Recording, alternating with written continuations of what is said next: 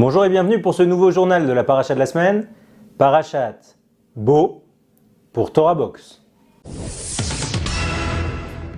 Énorme pression sur Angela Merkel. Aryeh Deri, nouveau ministre de l'Intérieur. Un an après les attentats d'Hypercacher. Julien Lepers, remercié.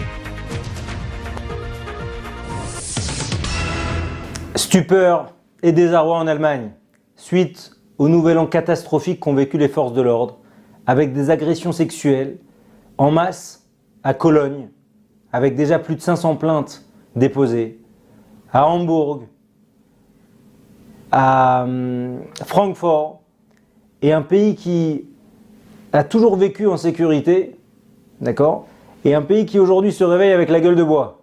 Ils ont accueilli sur leur territoire près d'1 million de réfugiés, avec des arrière-pensées économiques qui étaient de dire que ça allait permettre de relancer le monde ouvrier allemand, puisqu'il y a plus de 600 000 postes qui sont vacants. Et aujourd'hui, c'est un énorme retour de bâton pour Angela Merkel, qui avait poussé énormément pour ses venues d'immigrés, en appelant à la solidarité nationale et à la réparation du passé nazi. Et maintenant, aujourd'hui, elle se retrouve avec un problème de sécurité intérieure extrêmement fort et une population qui pousse avec des sondages alarmants quant à la sécurité du pays et même des nouvelles propositions de loi. C'est-à-dire que Angela Merkel, normalement, avait mis en place des lois qui spécifiaient que les nouveaux immigrants, s'ils étaient condamnés pour des peines pénales, ils pouvaient être expulsés. Maintenant, même pour du sursis, donc il n'y a plus besoin de prison ferme, même pour du sursis, ils vont pouvoir être expulsés, c'est le nouveau projet de loi. En réalité, ce qu'on voit et ce qu'on a vu dans la paracha de la semaine, on voit comment le peuple fait pression sur Paro pour chasser Am Israël, pour que les Hébreux s'en aillent. C'est plus possible, toutes ces plaies. Et on voit finalement à quel point la pression populaire peut modifier les rapports de force. Et on voit, comme le disaient les philosophes des Lumières, à quel point finalement le peuple a le dirigeant qu'il mérite. Sylvain Shalom a posé sa démission du ministère de l'Intérieur suite à des accusations d'agression sexuelle sur certaines de ses collaboratrices. Et comme c'est l'habitude en Israël, dès qu'on est poursuivi, qu'il y a des soupçons de fraude, des soupçons d'autres ordres, les ministres démissionnent.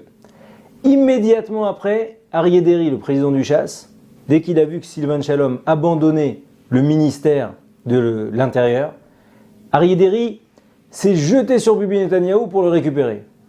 Il faut savoir que historiquement, Aryeh Deri, quand il a pris la tête du Chasse, le premier ministère qu'il a pris, il y a 22 ans maintenant, avant lui-même de connaître des déboires avec la justice, c'était le ministère de l'Intérieur. Et là, il a commencé à l'économie, il n'a pas voulu aller contre Bibi Netanyahou sur les conglomérats du gaz. Il a récupéré un ministère inférieur, il a démissionné de l'économie, il a récupéré un ministère inférieur, le ministère du développement, du Negev, etc. Et là maintenant, tout de suite, il a sauté sur l'occasion de redevenir ministre de l'Intérieur. Comme on voit dans la paracha, il y a marqué « Al techametz et amatzot ». Et Rashi de dire non, « Al techametz et mitzvot ». Quand il y a une mitzvah qui se présente, quand il y a une possibilité de grandir spirituellement, il ne faut pas la lâcher. Et ça, c'est typiquement ce qu'a fait Aryeh Deri cette semaine. Il a vu qu'il y avait une possibilité, il y a une faille, tout de suite il a récupéré ce ministère. Et c'est très intéressant à la paracha de voir ça. À quel point on doit être médaillé sur les mitzvot. On doit faire attention à chaque mitzvah, lui donner la valeur qu'elle a et les regarder véritablement comme un trésor. Cette semaine, on démarrait en grande trompe, à Place de la République, dans beaucoup d'endroits en France, la commémoration des attentats du 11 et du 13 janvier. L'attentat de Charlie Hebdo, l'attentat d'Hypercacher, avec à chaque fois de nombreuses études sur les symptômes post-traumatiques de tous ces gens qui ont été plus de près ou de loin impliqués dans ces attentats, avec une énorme étude qui est sortie en France sur 4000 personnes impliqués de près ou de loin dans ces attentats, qui ont des amis proches, qui ont eux-mêmes qui sont passés à côté.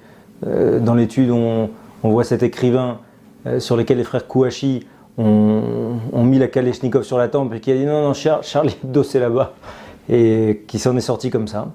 Et en réalité, ce qui est très intéressant, c'est de voir que le résultat de l'étude, c'est que pour se sortir de ces stress permanents, il faut impérativement accepter, il faut dire sa peur, et derrière, il faut vivre normalement.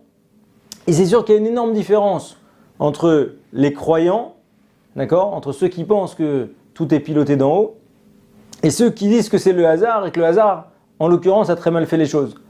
Et c'est très intéressant de voir dans notre paracha comment on arrive à vaincre ces peurs. On voit que les Bnei Israël sont restés esclaves en Égypte pendant dizaines d'années.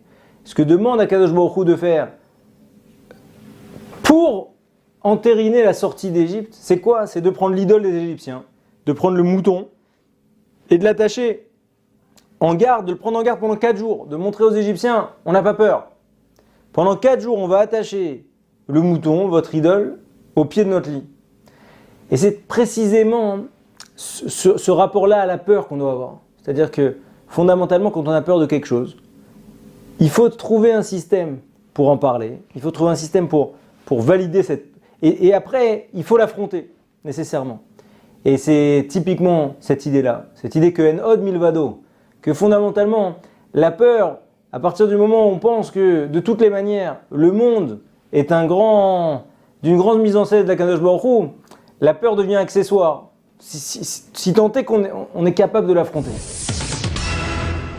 Depuis le 7 novembre 1988, ça veut dire pendant plus de 27 ans, Julien Lepers a animé l'émission Question pour un champion, avec sa célèbre méthode de présentation.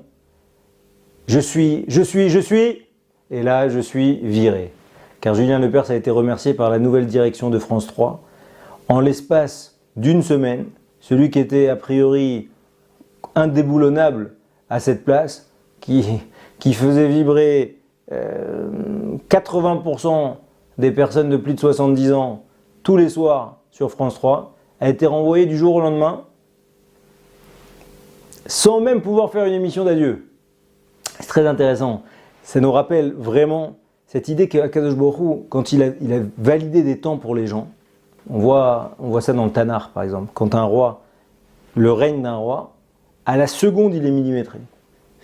Quand Shaoul a terminé son règne, d'accord, immédiatement c'est David. C'est-à-dire qu'il n'y a pas de... Tout est prévu. C'est exactement pareil. Dans la paracha de Bo, on doit sortir, Bechipazon, tout de suite, ils n'ont même pas le temps de faire gonfler leurs pattes, ils doivent partir. Et ça, c'est la émouna qu'on doit avoir. L'idée que Akadosh Baruch Hu, Vena Aforu, en quelques instants, il peut changer complètement les choses, il peut redistribuer les cartes. Et c'est une source d'espoir extraordinaire, puisqu'on peut toujours penser qu'en un rien de temps, Akadosh Baruch Hu, il peut tout modifier. Voilà, c'est ce qu'on souhaite à tous, cette capacité à toujours voir les choses positivement, pour toujours nous-mêmes se modifier et s'améliorer. Shabbat Shalom.